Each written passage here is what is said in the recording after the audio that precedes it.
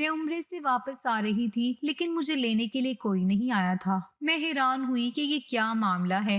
खैर, अपने कुछ रिश्तेदारों के साथ गई थी, तो उन्होंने मुझे मेरे घर छोड़ दिया था। घर में दाखिल हुई तो अंदर से अजीबोगरीब किस्म की आवाजें आ रही थी। मेरा पोता मेरे पास भागते हुए आया और कहने लगा कि बाबा आ गए, बाबा आ गए। उसे देखकर मेरी आंखों में आंसू आ गए, क्योंकि उसका बाप तो अब इस दुनिया में नहीं था और वो बार बार कह रहा था कि दादी बाबा आ गए, बाबा आ गए। मैंने कहा, बेटा तेरा बाप अब कभी नहीं आएगा। इतना कहकर मैं उसे अपने सीने से लगाए घर के अंदर दाखिल हुई तो सामने मेरी बहू भी बैठी थी, जो अभी इद्दत में ही थी। पर उसे देखकर मैं हैरान रह गई, क्योंकि उसने लाल रंग का जोड़ा पहन रखा था और ऐसे तैयार हुई थी कि जैसे सुहागन हो। मैंने कहा, निमरा ये क्या कर रही हो तुम? तुम्हारे शोहर को इस दुनिया से गए अभी 3 महीने नहीं हुए और तुम ये रंग और शौक लिबास पहनकर बैठ गई। बेटा, इस तरह उसकी रूह को तकलीफ पहुंचेगी। उसने कहा, रूह को तकलीफ तो जब पहुंचेगी ना जब रूह होगी, वो तो जिंदा है। मैंने कहा, क्या मतलब, कैसी बातें कर रही हो? तो वो कहने लगी, मुनीब जिंदा है, वो जिंदा है, वो तो वापस आ गया है। आपने ठीक कहा था, माँ की दुआ कबूल होती है। आपकी दुआ कबूल हो गई अम्मी। मेरा शोहर वापस आ गया। उसको देखकर मेरा दिल बैठ गया। मुझे लगा वो बेचारी अपने शोहर के गम में पागल हो गई है। लेकिन जब मैं यहाँ से गई थी तब तो वो ठीक थी। अचानक से उसे क्या हो गया था? दरअसल मैं उम्रे पर गई थी और मैंने सुना था कि खाना काबा को देखकर सबसे पहले जो दुआ मांगी जाती है वो कबूल हो जाती है। और मैं अपने दिल में एक दुआ लेकर गई थी, ऐसी दुआ जो एक माँ के दिल में ही हो सकती है। उस माँ के दिल में जिसका इकलौता बेटा हो, और उसको भी जिसने मिन्नतों और मुरादों से हासिल किया, पर वो भरी जवानी में इस दुनिया से चला गया। मेरी दुआ कबूल होने वाली नहीं थी। शायद मैंने जिद लगा ली थी और इस जिद का नतीजा अच्छा निकलने वाला नहीं था। ऐसी दुआएं कबूल कहाँ होती हैं? हम जानते हैं कि जो इस दुनिया से एक दफा चला जाता है वो कभी वापस नहीं आता। और मैं एक माँ थी, और औलाद के मामले में माँ ना सिर्फ जिद्दी होती है बल्कि कभी कभी हद से ज्यादा जज्बाती और कभी कभी दीवानी भी हो जाती है। शायद मैं भी दीवानी ही हो गई थी जो मैंने ऐसी दुआ मांगी थी। मैं ये सोच कर गई थी कि खाना काबा पर नजर पड़ते ही मैं अल्लाह से अपने बेटे को वापस मांग लूंगी। अल्लाह से कहूंगी कि मुझे मेरा बेटा वापस कर दे, मेरा जवान जहां बेटा मुझे वापस दे दे। कहीं ना कहीं मैं जानती थी कि ये होने वाला नहीं है, पर मैंने यही किया था। मैं जैसे ही खाना काबा में दाखिल हुई, मैंने कदम रखा। सामने का मंजर बड़ा दिलकश था। मेरे दिल से यही दुआ निकली कि मेरे रब मेरी औलाद को मेरी गोद में वापस डाल दे, मेरी औलाद इस दुनिया में आ जाए। जबकि मेरे बेटे को इस दुनिया से गए हुए अभी सिर्फ 2.5 महीने ही हुए थे। हम लोग इतने ज्यादा अमीर नहीं थे, लेकिन उम्रे पे जाने का मेरा टिकट निकला था। ये कुरंदाजी मोहल्ले की कमेटी में हुई थी। जब मेरा बेटा इस दुनिया से चला गया तो मैं उसके गम में मुब्तला थी। मेरी हालत बहुत बुरी थी। सबने कहा कि अल्लाह के घर से बुलावा आया है तो चली जाओ, तुम्हारे दिल को सुकून मिल जाएगा। इसीलिए कमेटी में नाम निकलने वाले कुछ लोगों के साथ मैं चली गई थी। वापस आई तो घर का माहौल अजीब सा लग रहा था। पहले ये बात अजीब कि कोई मुझे लेने ना आया। दूसरी ये बात कि मेरे बेटे की औलाद कह रही थी कि बाबा वापस आ गए, और अब उसकी बीवी की ये हालत देखकर दिल खून के आंसू रो रहा था। कैसे समझाती मैं उसको कि खुदा से तेरा सुहाग ही तो मांगने गई थी, लेकिन ये भी जानती हूँ कि वो कभी वापस नहीं आएगा। मैं आगे बढ़ी तो मेरा भाई पागलों की तरह भागता हुआ मेरे पास आया और मेरे बेटे की कमरे की तरफ इशारा करने लगा। दरअसल ये मेरा ऐसा भाई था जिसकी शादी नहीं हुई थी, क्योंकि ये बोल नहीं सकता था। हम सब बहन भाइयों में सबसे छोटा था। मेरे शोहर के जाने के बाद मेरे घर में ही रहता था। बेचारा बोल नहीं सकता था, लेकिन कहते हैं ना कि घर के मर्द का तो जूता भी काफी होता है। बस यही हमारे घर का मर्द था। मेरे बेटे के जाने के बाद हमें इसी का सहारा था। वो अजीबोगरीब इशारे कर रहा था। उसकी आंखों में डर था। पता नहीं क्या कहना चाहता था, बोल नहीं सकता था, लेकिन मुझे उसके इशारों की समझ आती थी। पर आज मुझे उसकी कोई समझ नहीं आ रही थी। मुझे उस कमरे की तरफ इशारा कर रहा था। मैं उधर जाने लगी तो उसने मुझे रोक दिया और कहा कि नहीं नहीं, इधर नहीं जाओ। वो बोलता नहीं था, पर उसके इशारे की जुबान थी। पता नहीं उस कमरे में ऐसा क्या था कि सब लोग मुझे वहां जाने से रोक रहे थे। जब मैं कमरे के अंदर दाखिल हुई तो मेरे कदमों तले से जमीन निकल गई। क्या ये मुमकिन था? क्या मैं कोई ख्वाब देख रही थी? लेकिन ये ख्वाब नहीं, हकीकत थी, क्योंकि मेरे सामने मुझे मेरे बेटे से बहुत मोहब्बत थी। मेरा एक ही बेटा था, जवान, खूबसूरत, लेकिन वक्त ने उसके साथ बहुत बुरा किया कि उसे अचानक ही एक बहुत ही बुरी बीमारी हो गई, जिसमें उसका आधा वजूद बेजान होकर रह गया। हमें नहीं पता कि उसके लिए बीमारी का इलाज क्या था, वजह क्या थी। डॉक्टर्स के पास लेकर गए। उन्होंने कहा कि लाखों लोगों में से किसी एक को कोई बीमारी हो जाती है और कब ठीक हो जाए उसका कुछ पता नहीं चलता। मेरे बेटे की बीमारी उसकी शादी से 2 हफ्ते पहले हुई थी। मैं जब उसकी बीवी के बारे में सोचती थी तो परेशान हो जाती थी कि उसको ये बात पता चलेगी तो वो क्या कहेगी, क्योंकि निकाह तो हम लोग पहले ही करवा चुके थे, अब रुखसती रह गई थी। तो वो मेरे बेटे की बीवी ही थी। वो एक बहुत ही अच्छी खातून थी। जब उसको ये बताया तो उसने कहा कि ये तो मेरा शोहर है और इसको जो भी बीमारी है मुझे इस बीमारी के साथ ही कबूल है, क्योंकि हम दोनों एक दूसरे की निकाह में हैं। अब आखिरी सांस तक मेरा फर्ज है कि मैं इसका साथ निभाऊं। मुझे मेरी बहू की ये सोच बहुत अच्छी लगी और इस बीमारी के साथ ही हम लोग अपनी बहू को रुखसत करवा कर तो ले आए थे, लेकिन पता नहीं अब उनकी जिंदगी कैसे गुजरने वाली थी। मेरा बेटा बहादुर और बहुत साबित कदम था। उसने कहा कि अम्मी मैं ठीक हो जाऊंगा, मुझे पता है मैंने एक दिन ठीक होना है। लेकिन इसी तरह से 1 साल गुजर गया। हम सब तो उम्मीद ही हार बैठे थे, पर अल्लाह ने बड़ा करम किया कि मेरा बेटा ठीक होने लगा। अब उसने ऐसी बात की कि मैं हैरान रह गई। उसने कहा कि अम्मी मुझे जिहाद में जाना है। मैंने कहा कि जिहाद कहाँ हो रहा है? तो उसने कहा बहुत सी जगह हो रहा है, मैं जाना चाहता हूँ, मुझे जाने दे। मैंने कहा कि तुम मेरी इकलौती औलाद हो, मैं तुम्हें नहीं भेज सकती। अगर तुम्हें कुछ हो गया तो फिर हम लोग क्या करेंगे? उसने कहा अम्मी अल्लाह अपने खास बंदों से ही कुर्बानी मांगता है, मुझे कुछ नहीं होगा। ये जरूरी तो नहीं कि मुझे कुछ हो जाए, लेकिन मैं जिंदगी में कुछ करना चाहता हूँ। मैंने इस जिंदगी में बहुत कुछ देखा है, मैं और तजुर्बा हासिल करना चाहता हूँ। आप मुझे जाने दें। मैं उसे नहीं भेजना चाहती थी तो वो चोरी चोरी चला गया। उस दौरान उसकी बीवी के यहाँ औलाद भी होने वाली थी, लेकिन उसने किसी की नहीं सुनी। उसकी बीवी भी परेशान हुई, कहने लगी अम्मी पता नहीं क्यों ये अचानक ही प्लान बना कर बैठ गए और कहाँ चले गए, कुछ पता नहीं है। मेरा बेटा 2 दिन से गया हुआ था, लेकिन फिर उसने फोन किया और कहा कि जिस जगह मुझे पहुंचना था मैं पहुंच गया हूँ। अल्लाह का शुक्र है आप लोग परेशान नहीं हो, मैं बिल्कुल ठीक हूँ। अब वो हफ्ते में एक दफा फोन तो कर लेता था, लेकिन हमें उसकी बहुत याद आती थी। हर माँ को ही अपनी औलाद से मोहब्बत होती है, लेकिन मुझे अपने बेटे से ज्यादा ही मोहब्बत थी, क्योंकि मुझे पता था कि उसके अलावा मेरी जिंदगी में और है ही क्या। मेरा बेटा है, मेरा एक ऐसा रिश्ता जो मेरा अपना है, मेरा सगा खूनी रिश्ता है। मेरा शोहर भी इस दुनिया में नहीं था, मेरे माँ बाप भी जा चुके थे, मेरे बहन भाई सब अपनी जिंदगियों में मसरूफ होकर मुझे भूल चुके थे, कभी फोन भी नहीं करते थे। उनके साथ तो मामला ऐसा हो गया था कि कहते हैं कि कोई आपकी खुशी में ना आए तो गम में तो आ जाए, लेकिन वो लोग तो ऐसे हो गए थे कि उन्होंने खुशी में भी नहीं आना था और गम में भी नहीं आना था, अपनी अपनी जिंदगी में मसरूफ थे। बेटे की बहुत याद आती थी, दिन रात उसके बारे में सोचती रहती थी। उसकी बीवी भी ऐसी थी, उससे भी अपने शोहर से बहुत मोहब्बत थी। अल्लाह ने उसको बेटे से नवाजा, लेकिन मेरा बेटा उस टाइम भी नहीं आ पाया। मुझे ये बात अच्छी नहीं लगी थी। अगर बीवी तकलीफ में होती है तो वो ये सोचती है कि उसके शोहर को उसके साथ होना चाहिए, उसे आ जाना चाहिए था, पर नहीं आया और अब वो फोन भी नहीं उठा रहा था। हम सब बड़े परेशान थे कि मामला क्या है। इसी तरह 1 महीना गुजर गया, लेकिन उसका फोन तक नहीं आया।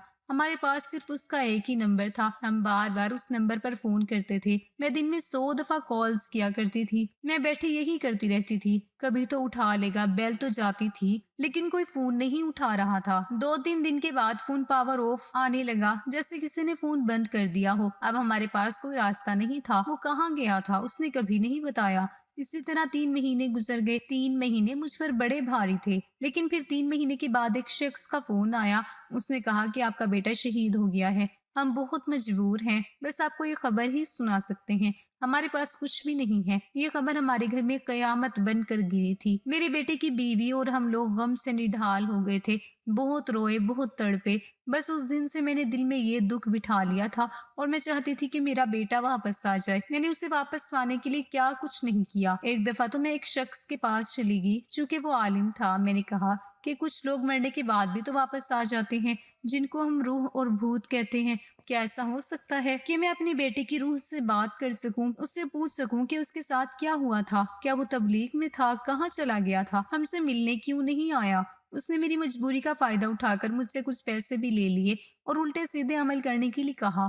उसने कहा कि आपका बेटा आपको ख्वाब में आएगा, लेकिन मेरा बेटा ख्वाब में भी नहीं आया। मैं रोज उसके बारे में सोचती थी, अल्लाह से दुआ करती थी कि और कुछ नहीं तो मुझे ख्वाब में ही आके मिल जाए, बेचैन माँ को सुकून आ जाएगा, लेकिन वो मेरे ख्वाबों में भी नहीं आता था। बस फिर बहुत परेशान होकर मैं अल्लाह का घर देखने के लिए चली गई اور وہاں جا کر میں نے جیسے ہی خانہ کعبہ کی حدود میں قدم رکھا اور سامنے میری نظر پڑی، میں نے یہ دعا مانگی کہ میرے رب مجھے میرا کھویا ہوا بیٹا واپس کر دے۔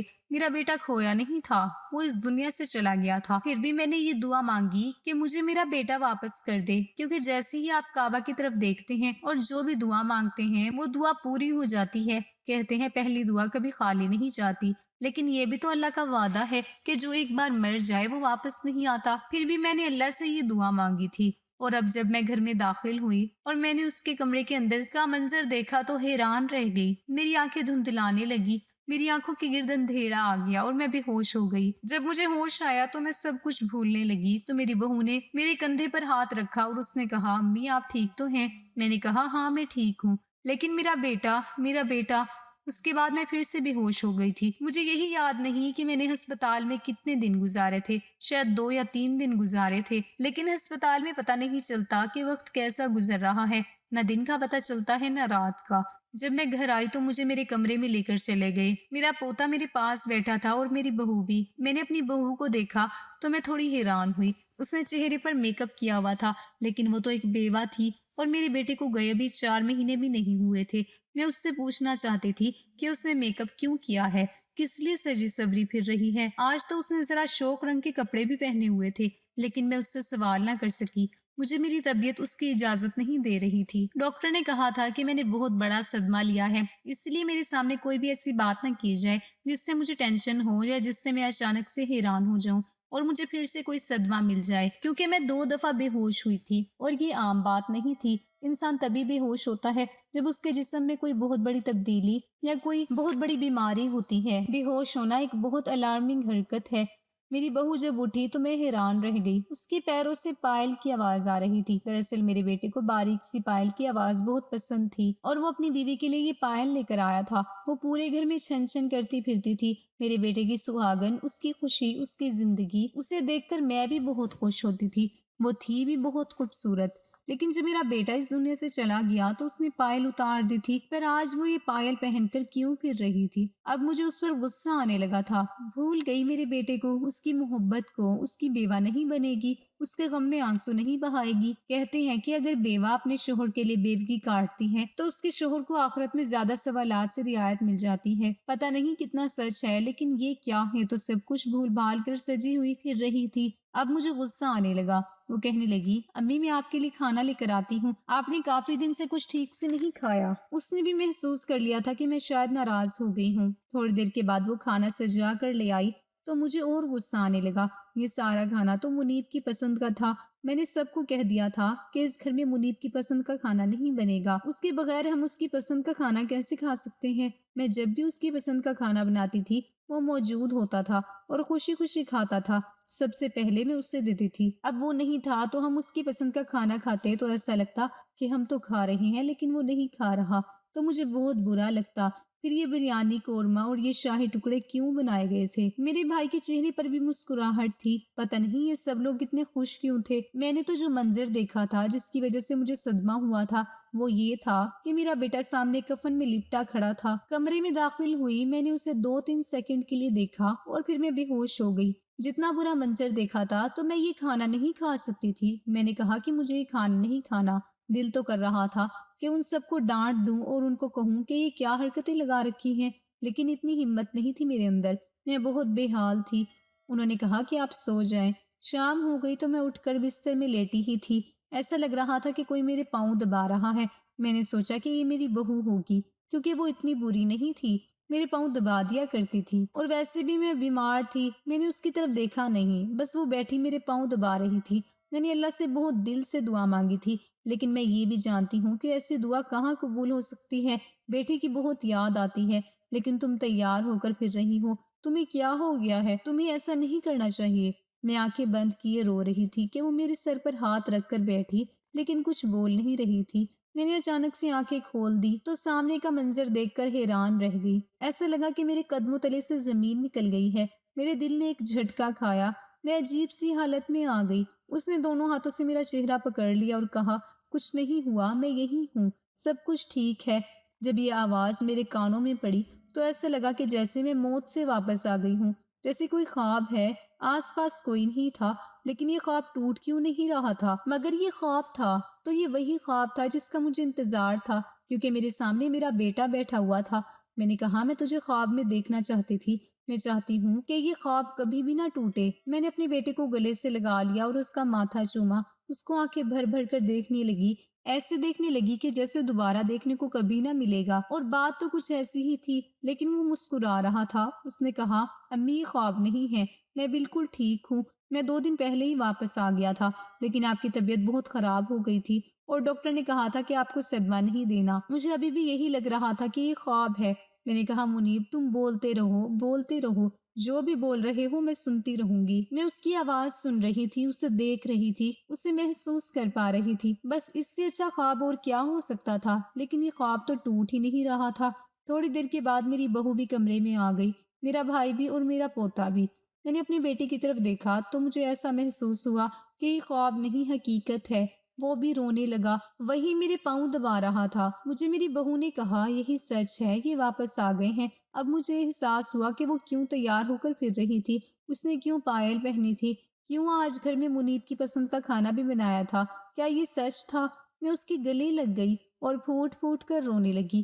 اس نے کہا امی میں جس جگہ پر گیا تھا وہاں میرے ساتھ بہت برا ہو گیا تھا، میں بری طرح پھنس گیا تھا، میرا اپنے لوگوں سے بھی رابطہ ختم ہو گیا تھا، میرا فون بھی ٹینٹ میں رہ گیا تھا۔ آپ کو جس نے یہ خبر بتائی کہ میں اس دنیا سے چلا گیا ہوں، اس کو خود نہیں پتا تھا کہ میں زندہ ہوں یا نہیں۔ میں نہ جانے کتنے دن زندگی اور موت سے لڑتا رہا، اپنے آپ کو کسی طرح بچا کر آپ سب تک واپس آنا چاہتا تھا، لیکن یہ سب میرے لیے بہت مشکل ہو گیا تھا۔ پھر اللہ نے مجھ پر کرم کیا اور مجھے واپسی کا راستہ مل گیا۔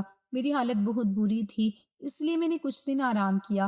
میں نہیں چاہتا تھا کہ آپ لوگ مجھے ایسی حالت میں دیکھ کر ڈر جائیں، اس لیے کچھ دن اپنے آپ کو نارمل کیا۔ مجھے پتا تھا کہ میرے بغیر آپ لوگوں کا کیا حال ہوگا۔ آپ لوگ سوچتے ہوں گے کہ میں اس دنیا سے چلا گیا ہوں اور یہ دکھ آپ لوگوں کے لیے بہت بڑا تھا۔ مجھے جلد از جلد اس دکھ کو کم کرنا چاہیے تھا، لیکن اگر آپ لوگ میری حالت دیکھ لیتے تو اور بھی پریشان ہو جاتے، اس لیے تھوڑے دن آرام کرنے کے بعد آیا ہوں۔ آیا تو آپ کو پتا چلا کہ آپ عمرے پر گئی ہوئی ہیں، لیکن آج ہی آپ کی واپسی ہے، اس لیے آپ کو حیران کرنے کی خاطر پردے کے پیچھے چھپا ہوا تھا۔ جیسے ہی آپ نے اندر قدم رکھا تو میں پردے کے پیچھے سے نکلا اور سفید پردہ میرے سر پر آ گیا۔ آپ کو ایسا لگا جیسے اللہ نہ کرے میں ایک کفن میں ہوں۔ آپ بے ہوش ہو گئی۔ بس اس کے بعد ڈاکٹر نے کہا کہ اتنی بڑی خبر ان کو آہستہ آہستہ ہی دیجیے گا، بیٹے کی موت کا دکھ بھی بہت بڑا ہوتا ہے، لیکن پھر یہ خبر کہ جو اس دنیا سے گیا وہ واپس آ گیا ہے، یہ بھی ایک عجیب قسم کا جھٹکا ہے جو انسان کو گھما کر رکھ دیتا ہے۔ بس اسی لیے ہم نے آپ کو آہستہ آہستہ یہ سب کچھ بتایا اور میں بالکل ٹھیک ہوں اور اب کبھی واپس نہیں جاؤں گا۔ میرے بیٹے نے جب یہ ساری باتیں کی تو میں حیران رہ گئی، اسے گلے سے لگا لیا اور اس سے وعدہ کیا کہ کبھی بھی واپس جانے کے بارے میں سوچے گا بھی نہیں۔ اب وہ میرے ساتھ ہی رہتا ہے۔ میرے بیٹے کا یوں واپس آنا ایک بہت بڑا معاوضہ ہے اور اللہ نے اپنا وعدہ نبھایا کہ جو دعا میں نے مانگی وہ پوری ہوئی۔ لوگ میرے پاس آتے ہیں، مجھ سے یہ کہانی سنتے ہیں، کہانی سنتے سنتے روتے ہیں، ہنستے ہیں، مجھے بہت اچھا لگتا ہے۔ آپ لوگوں کو بھی یہ کہانی سنا رہی ہوں کہ کیسے میں نے اپنے مرے ہوئے بیٹے کی واپسی کی دعا مانگی اور وہ واپس آ گیا۔ گو کہ وہ مرا نہیں تھا، لیکن ہمارے لیے تو مر ہی گیا تھا، یا ایسا ہی تھا کہ جیسے میرا مرا ہوا بیٹا واپس آ گیا تھا۔ یہ بات بڑی عجیب تھی اور میری زندگی کی حقیقت ہے۔ جو بھی سنتا ہے حیران ہوتا ہے اور اس کا ایمان تازہ ہو جاتا ہے۔ بے شک ہمارا مذہب ایسا مذہب ہے کہ اس کو کسی دلیل کی ضرورت نہیں ہے، یہ تو ہے ہی بے مثال۔ اگر آپ کو آج کی کہانی پسند آئی ہے تو ویڈیو کو ضرور لائک کیجیے گا اور اپنے دوستوں کے ساتھ بھی شیئر کیجیے گا۔ ملتے ہیں کل ایک نئی اور دلچسپ کہانی کے ساتھ۔ اللہ حافظ۔ جیا کو اس کی صورت سے بھی نفرت ہو چکی تھی، مگر اس لمحے اسے بچوں کی طرح بلکتا روتا دیکھ کر اس کا دل پسیج گیا۔ شاید میاں بیوی کا رشتہ ہی ایسا ہوتا ہے، اس نے دل میں سوچا اور ماضی کی ہر بات کو فراموش کر کے اسے معاف کر دیا۔ ہاں اس سے زیادہ گھٹیا اور کمزور انتقام ہو ہی نہیں سکتا تھا۔ یہ افسانہ نگار آخر اتنے بے وقوف کیوں ہوتے ہیں؟ فاطمہ نے افسانہ ختم کرتے ہی تبصرہ کیا۔ کیوں بھائی، اب کون سا افسانہ برا لگ گیا جناب کو؟ ندا جو پاس ہی بیٹھی تھی مسکراتے ہوئے بولی، امی تو کہتی ہیں کہ یہ افسانے کہانیاں سب زندگی کی کہانیاں ہوتی ہیں اور حقیقت کے قریب ہوتی ہیں، لیکن میں نہیں مانتی۔ بھلا ایسے کیسے ہو سکتا ہے کہ شوہر اتنا ظلم کرے اور آخر میں معافی مانگے اور آپ مہان دیوی بن کر اسے معاف بھی کر دیں؟ فاطمہ غصے سے بولی، ابھی تم نے زندگی دیکھی ہی کتنی ہے، کیا پتہ شادی شدہ زندگی میں ایسا ہی ہوتا ہو۔ ندا نے نرمی سے کہا، توبہ توبہ، باز آئی میں ایسی شادی سے۔ فاطمہ نے کانوں کو ہاتھ لگاتے ہوئے کہا، چپ کر جاؤ، مت بولا کرو اتنا فالتو، اللہ نہ کرے ایسا وقت آئے۔ ندا جو فاطمہ سے صرف 1 سال بڑی تھی، اسے ڈراتے ہوئے بولی۔ فاطمہ ڈر کے مارے ایک بار پھر کان پکڑ کر خاموش ہو گئی۔ ہیرا نے لکھتے لکھتے قلم ہاتھ سے رکھ دیا۔ اف، وہی پرانی کہانی، اب کیا آگے یہ لکھوں کہ فاطمہ کے ساتھ بھی یہی ہوا؟ نہیں، کچھ اور سوچنا پڑے گا۔ ہیرا اپنے آپ سے باتیں کر رہی تھی، وہ ایک افسانہ نگار تھی مگر اب کچھ نیا لکھنا چاہ رہی تھی۔ ایک ہی طرح کے افسانے لکھ لکھ کر وہ بور ہو چکی تھی، اس نے کہانی ادھوری چھوڑ دی۔ چند دن بعد اس نے دوبارہ کہانی کو آگے بڑھانا چاہا مگر کامیاب نہ ہو سکی۔ اس دوران اس کی اپنی شادی طے پا گئی۔ پھر شادی کی تیاریاں، شادی اور شادی کے بعد کی زندگی میں وہ ایسی مصروف ہو گئی کہ لکھنا لکھانا سب ایک طرف رہ گیا۔ ہیرا جو افسانے لکھنے میں ماہر تھی، اپنی زندگی کی ڈور کو بھی افسانوں کی طرح سلجھانے لگی۔